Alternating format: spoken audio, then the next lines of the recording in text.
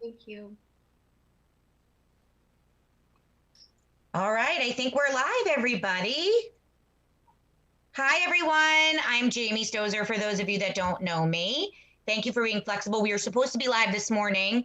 And as you probably can imagine, we are dealing with all sorts of stuff always. But today in particular, 50,000 inches of snow, a vaccine appointment, kids home from school, and all of the above. So thank you for being flexible. We were supposed to be here at 10:30, but here we are at noon. Welcome, welcome, welcome. Today is our first ever crossover event. I had to say it like that. I felt like it was like Grey's Anatomy private practice or what, one of those like 90210 Melrose situations. So Oh, I I loved wanted, Addison. yeah, so I totally loved Addison. Welcome back to the Dreamcatchers. Marissa, did you want to say something fast before we introduce our amazing guest and our collab this morning? Good morning to all. I wanted to congratulate you on finishing the 13th month of 2020. Correct. And we are officially kicking off a new and fresh month-ish, because that was kind of yesterday, but in true Whatever. 13 month point one, it snowed 70 million inches and snowed for 3 days straight. Still snowing. And it is still snowing where Jamie and Melody and Ming and I live. So if we couldn't go outside before, now we're really stuck inside. So I'm happy to be here. We're happy to have internet. I'm happy to meet Melody somewhat face to face. We had a beautiful conversation through a connection of dots, which is how Jamie and I work, a couple of weeks ago. And we just knew that she would be a powerful person for us to unpack on our podcast and also on this platform, because she just does really wonderful things, and she starts doing those wonderful things for people, or girls in particular, while they are on their way up, so to speak. So we will go into her story, and today's episode is a what's the word, and I will not be remiss in the mystery behind today's word. Today's word is, drumroll, love. And you know what? Sometimes you just need to be simple. And I can't wait to hear Melody explain who she is, why she is doing what she's doing, and then we'll kind of get into her background as the way Jamie and I know how to do best. And Yeah, also, one other thing, if anyone happens, I don't know if you can see it, but I have my official dream sign lit up behind me, from our New York City office, now resting safely in Monmouth County, New Jersey. And it reminds me that when I turn that light on, anything is possible. Anyways, I love that's it. And before I let Melody introduce herself, I just wanted to give a quick overview. You know, obviously our podcast is about career. The Dreamcatchers is mission is to shine light on people that we think are doing amazing things, light workers, if you will, in their fields. Melody has her own podcast called Empower Her, which is basically very much what we're talking about all the time. So we're so excited to be able to put this episode in both her platform and ours. So before, without further ado, I'd love Melody to go ahead and introduce herself, pronounce her last name for me so that I don't botch it, and tell us a little bit about you and who you are, Melody. So welcome to the show today. Thank you, Jamie and Marissa. Thank you for having me. I'm so excited to hang out with you both. You're such light workers, and I love connecting with amazing, empowered women. So thank you for having me here today. My name is Melody Pourmoradi. That's how you Pourmoradi, say there we go. I almost said that. I did almost say that, to be it. fair. It's not as hard as it looks. I know it can look a little challenging, but I'm so excited to be here. I am a life and wellness coach. I'm the creator of the GiRLiFE certification program. I'm so excited to tell you more about that. I'm a twin girl mom to 14-year-old girls, Ella and Noah. And my why for creating GiRLiFE. GiRLiFE is basically everything that I needed when I was a young girl. What I needed was someone to tell me, you are amazing. In fact, it wasn't that I needed someone to tell me. I needed to know it for myself. I needed to acknowledge myself. I needed to love myself. I needed to know how many superpowers lived Mm-hmm. inside of me. And I just did it. Like, there wasn't access to that type of information when we were all growing up, right? As much as mom would tell you, you're amazing, dad would tell you, you're fantastic. I had no reason in the outside world, I had no reason to feel the way that I did, but I just never felt good enough. I never felt smart enough or pretty enough. And I didn't like that. I mean, who likes to live in that kind of reality? And as I grew up, I started learning a little bit more, and I started seeing, all of the fears that are placed on young girls from a very young age, how you should behave, how you should dress, who you should be, what you should say and what you shouldn't say. There's just so much pressure. It's so very heavy. And as I stepped into my work as a women's life coach, and I worked with more and more women, I saw this fear more and more pronounced. I was like, okay, so it's not just me. It wasn't just me. It's all of us. We're all feeling the weight of the fears that the programming. And so I decided, I'm like, how do we change this for our girls? What needs to happen in their young formative years so that they have such a strong foundation that they don't need to feel the way that we feel, and they don't need to unlearn all of that fear and learn and relearn a new way in their 30s and 40s. So that's how GiRLiFE came to be. And just stop me if I'm like going too deep into it. No, But I'm just channeling I'm channeling my 14-year-old self and wishing I had you. Yeah, and I'm also Oh, taking everything you're saying and marrying it with everything that Glennon tells me to do. Because as I'm listening to you, I'm like, so you mean we were all tamed? Now we're untamed. Like this is basically right. my whole, all of us right now, I feel like are so inspired by so many people out there, but one of whom obviously I'm looking at the book right now. It's on my bedside table because I literally earmark it every night. What you're saying is so important for young people to hear. And honestly, being that we kind of pick up the reins, if you will, often, as our listeners and the people that come to us are, 19, 20, 21 years old, looking for work, looking for their first internship. And then we kind of mentor and coach them from a career standpoint from that age forward. And then again, when they're 25 and sick of their first job, and again, when they're 30, when they want to start, a job that has more balance, or they're getting married, or whatever happens next. And now forget it. I mean, now everybody's looking for all sorts of things and really looking within about what it is their priorities are as far as their career. And although our focus is mostly just their job, it really ties together with everything you're saying. So before you go further, because I love everything you're saying, and we're going to get to all of it, we'd love to know, obviously we're going to talk about how GiRLiFE came to be and why you started it. But our favorite first question is really ends up, I think, telling us a lot about our guest, which is, what did you want to be when you grew up? What was your first memory of what you wanted to be? Because we always find it interesting to see how that ties with what you do now. So that's a great question. There were a few things. I wanted to be a nurse. Now, don't ask me why I didn't want to be a doctor, right? Like, because I probably thought at the time, a girl growing up in the early 80s, I was probably like, that's what's possible for me. I could be a nurse, maybe not a doctor.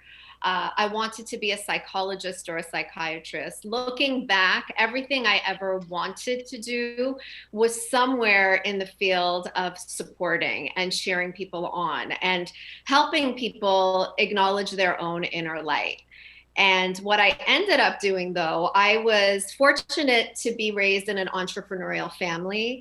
And from a very young age, my father immersed us in this business. It was like his first baby. He has 4 like actual babies, but his first baby was his business. And his greatest dream for all of us was to be a part of the family business. So from when I want to say as young as like 9 years old, he'd be bringing us into the office. I'd be doing whatever. I'd be filing, creating catalogs. I mean, it was such an amazing platform for me to learn about entrepreneurship. And while at the time I thought I want nothing to do with entrepreneurship, it really set me up for this life that I'm living right now, where I'm bringing together my desire for impact, but also marrying that with my entrepreneurial savvy and excitement about women like making money and doing something that lights them up in an abundant way that supports them financially. What was That's the family how business? it kind of came. It was housewares. So we were importing housewares, and that evolved over time, but we were dealing with a lot of product. And it was fun, and it was a great way to stay connected to the family, but the product didn't light me up, if that makes any sense. I needed a little bit more. Napkins but again, and bowls didn't do it for you? Napkins and bowls. You know what's funny is that everything you just said is so what Marissa and I always talk about. You know, our dad is an entrepreneur. We grew up also going to the office. Now we somehow made it back to that office. However, that office was putting people to work, which we didn't realize at the time, but now very much see clearly that was our life's mission, was to put people to work, or help people, coach people, connect the dots for people, turn people's lights on. And that's what our dad has been doing his whole career, almost 50 years of it. So we just, you know, at the time we're like, we're not going to work for dad. You know, we both went out and did our own things, and Marissa worked in fashion and I worked in PR and media. And then here we are. So it's so interesting to hear your story, because it so much aligns with ours, which is not ironic and lost on us that every single person we've ever interviewed, when we have a gut feeling about someone, we end up having one of these moments on air. We're like, me too, you know?